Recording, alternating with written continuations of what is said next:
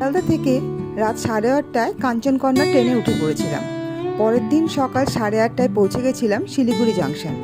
এবার আমাদের গন্তব্যস্থল ছিল দাওয়াই পানি। শিলিগুড়ি স্টেশন থেকে নেমেই আমরা গাড়ি বুক করে নিয়েছিলাম দাওয়াই পানি যাওয়ার জন্য। শিলিগুড়ি থেকে দাওয়াই পানি দূরত্ব হলো 70 কিলোমিটার, সময় লাগে 2.5 থেকে 3 ঘন্টা।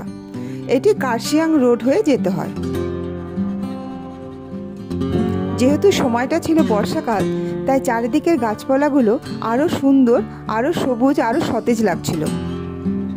সুন্দর পাহাড়ি আঁকাবাঁকা রাস্তা দিয়ে যেতে যেতে ওপরে উঠতে উঠতেই কার্শিয়াং এসে পৌঁছলাম। কার্শিয়াং পৌঁছাতেই পুরো মেঘে ঢাকা ছিল, সামনের গাড়ি পর্যন্ত ঠিকভাবে বোঝা যাচ্ছিল না,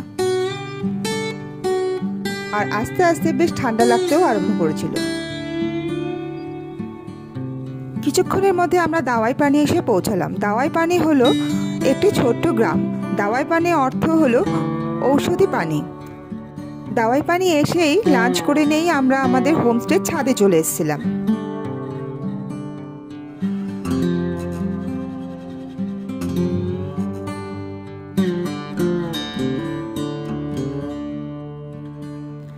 যারা পাহাড় ভালোবাসেন অথচ ভিড়ভাট্টা পছন্দ করেন না, তাদের জন্য দাওয়াই পানি হলো আদর্শ জায়গা।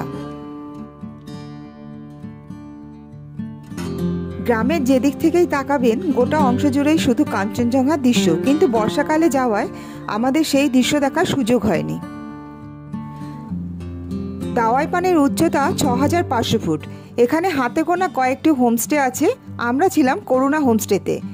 এখানে আরও কয়েকটা হোমস্টে আছে। এখানকার হোমস্টেগুলি খাওয়া ও থাকা হিসাবে জনপ্রতি প্রতিদিন 1200 থেকে 1400 টাকা পর্যন্ত।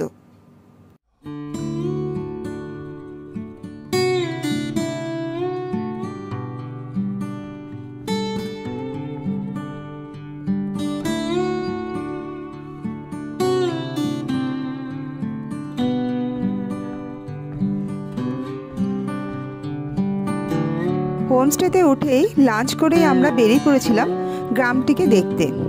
গ্রামটা খুবই সুন্দর, খুবই অল্প জনবসতি আছে। গ্রামটা খুব পরিষ্কার পরিচ্ছন্ন।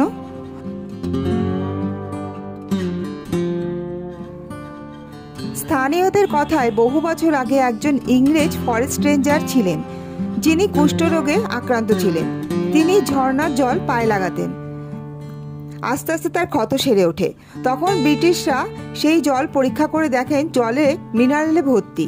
সেই থেকে গ্রামটির নাম হয় দাওয়াই পানি বা মিনারেল স্প্রিং ভিলেজ। যদি আপনি সেই ঔষধি ঝর্ণা দেখতে চান, তাহলে আপনাকে কিন্তু 1 ঘন্টা ট্রেক করতে হবে।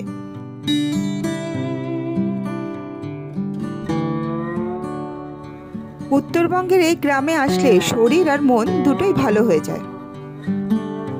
দাওয়াই পানির বাঁ দিকের পাহাড় দার্জিলিং, সামনের পাহাড় সিকিমের নামচি, আর ডান দিকে হচ্ছে লামাহাটা। ইচ্ছে করলে আপনারা এই সুন্দর গ্রামটিতে এসে 2 দিন অনায়াসেই কাটিয়ে যেতে পারেন।